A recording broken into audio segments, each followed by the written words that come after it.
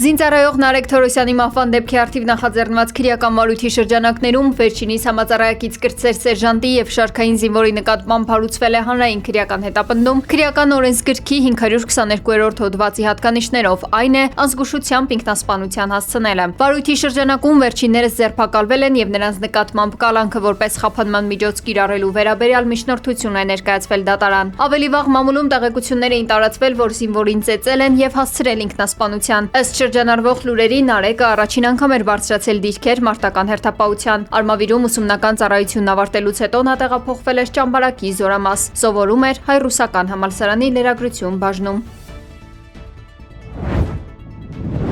Մարդու իրավունքների պաշտպանը բարձրաձայնել է Արեգ Նազմանուկյանի անչափահաս դստեր հետ հաղորդակցման սահմանափակման հարցը։ Պաշտպանի գրասենյակից հայտնել են, որ դեռ հուլիսի 13-ին ՄԻՊ ներկայացուցիչներն այցելել են Աբովյան քրեակատարողական հիմնարկ եւ տեսակցել կալանավորված նախկին падգամավորին։ Պաշտպանի հաստատությունը հաղորդակցություն է վարում նաեւ գործընկեր կազմակերպությունների հետ նշված գործընթացում երեխայի լավագույն շահն ապահովելու, ինչպես նաեւ երեխայի կարիքներին համարժեք աջակցության ապահովման հնարավորությունը քննարկելու ուղղությամբ։ Նշված տեղեկատվությունը խորհրդապահական է եւ ենթակա չէ հրապարակման, նշված է հաղորդագրության մեջ։ Հրապարակման ենթակա այլ տեղեկատվության առկայության դեպքում Մարդու իրավունքների պաշտպանի գրասենյակը հանդես կգա լրացուցիչ հայտարարությամբ։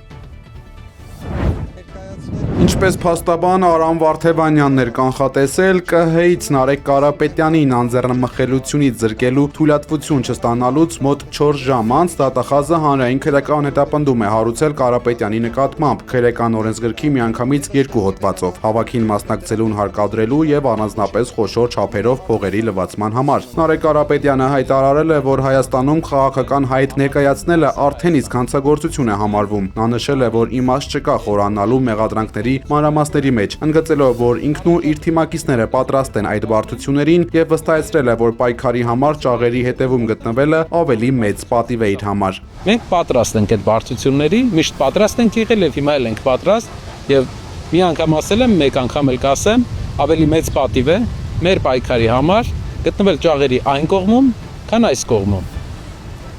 Հայաստանը լինելու է մի երկիր, որտեղ այլևս քաղաքական հետապնդումը քրեական գործեր չեն ծառայելու մարդկանց քաղաքական գործունեությունից հետ պահելու համար։ Այսինքն չեն բացվելու նոր քրեական գործեր, որպեսզի մարդիկ քաղաքականությամբ չզբաղվեն, այլ ուժային կառույցները աշխատելու են, որպեսզի երկրում ամեն օր չլինի սպանություն, որպեսզի երկրում լինի իրական օրինականություն եւ երկիրը վերադարձնի իր ամենաանվտանգ երկիր տիտղոսը, որ ունեցել ենք մենք տարիներ շարունակ։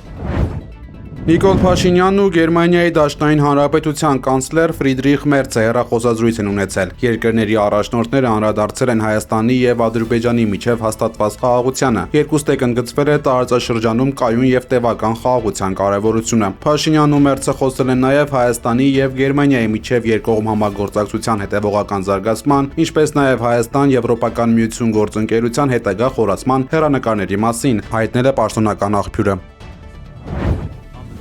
Այսօր սկսվել են Wildberries լոգիստիկ համալիրի հարձակումից տուժած սեփականատեր վաճառողների առաջին վճարումները, հայտնել է Wildberries-ի հիմնադիր Տատյանա Կիմը։ Նրա խոսքով առաջնահերթ աջակցություն կստանան առավել փոքր եւ խոցելի բիզնեսները, որոնց թիվը գերազանցում է 88000-ը։ Վճարված գումարները վաճառողների անձնական հաշիվներում կհայտնվեն առաջիկա 24 ժամվա ընթացքում։ Բացի այդ, ընկերությունը հայտնել է, որ առաջիկա 1 օրվա ընթացքում կվերականգնվի նաեւ ապրանքների դուրսբերման ծառայության բնականոն աշխատանքը։ Այժմ Wildberries-ը կենտրոնացած է ապրանքների վերաբաշխման վրա տարբեր լոգիստիկ համալիրների միջև։ Միաժամանակ նշվում է, որ լոգիստիկ գործընթացների վերակարգավորման պայմաններում առաջնահերթությունը տրվում է գնորդների պատվերների հավաքագրմանը, սպառողական պահանջարկն ապահովելու նպատակով։ Տատյանա Կիմը նաև հայտնել է, որ այսօր տեղի ունեցած հարձակման հետևանքով Կրասնոդարի երկրամասի վարչակազմի տվյալներով 1 մարդ զոհվել է։ Նա ցավակցություն է հայտնել զոհվածի ընտանիքին եւ նշել, որ ընկերությունը կտրամադրի անհրաժեշտ աջակցությունը։ Մենք կհաղթահարենք այս ամենը միասին, ամփոփել է Wildberries-ի հիմնադիրը։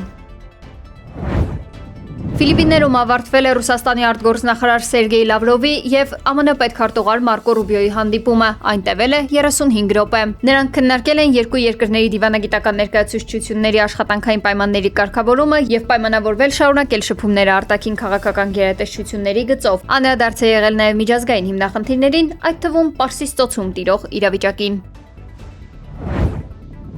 Իրանը հարվածել է Քուվեյթի տարածքում գտնվող ԱՄՆ ռազմական օբյեկտներին, խոցվել են Ալի Աս-Սալեմ ավիաբազայի ռազմական տեխնիկայի պահեստը, ինչպես նաև MQ-9 անօդաչու թռչող սարքերի անգարը։ Եվս մեկ հարձակում է տեղի ունեցել ամերիկյան Ալադիրի բազայի ուղղաթիռների 2 անգարների, ինչպես նաև հեռահաղորդակցության աշտարակի վրա կան զոհեր եւ վիրավորներ։ اجازه دخالت در تنگه هرمز را نمی‌دهیم. ԱՄՆ-ն վերջին օրերին պետք է համոզվեր, որ Իրանը կարող է հարձակվել Մերձավոր Արևելքի ցանկացած օբյեկտի վրա, ուստի Թրամփի արկածախնդրությունը նրան կրկին խայտարակության կհանգեցնի։ Այսպես է Իրանը պատասխանել Դոնալդ Թրամփի այն սպառնալիքներին, թե եթե Իրանը հարվածի Հորմուզի նեղուցում որևէ նավի, Միացյալ Նահանգները կռմբակոծի եւ կոչնչացնի երկրի կամուրջներն ու էլեկտրակայանները, գրել է Թասնիմ գործակալությունը հողում անելով իր աղբյուրներին։ Իրանից պատասխանել են նաև, որ Թեհրանն ի պատասխան հարվածներ կհասցնի տարածաշրջանի ենթակառուցվածքներին եւ կամուրջներին, այդ թվում էներգետիկ օբյեկտներին, որոնցում ԱՄՆ-ն մասնակցության մասնաբաժին ունի։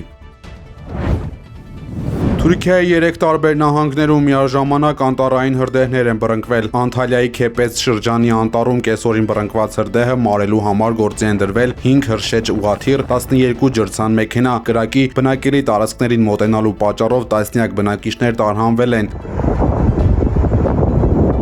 Այդենի Քույուջակ շրջանում էլ հրշեջներին միայն տևական ժամանակ պայքարելուց հետո է հաջողվել տեղայնացնել կրակը։ Միաժամանակ Մուղլայի Ֆեթիե շրջանի անտառում եւս բռնկվել է հրդեհ։ Բնակելի տարածքների հարևանությամբ սկսված եւ ուժգին քամու պատճառով վարագորեն մեծ տարածքներ ընդգրկված կրակի դեմ հրշեջների պայքարը շարունակվում է։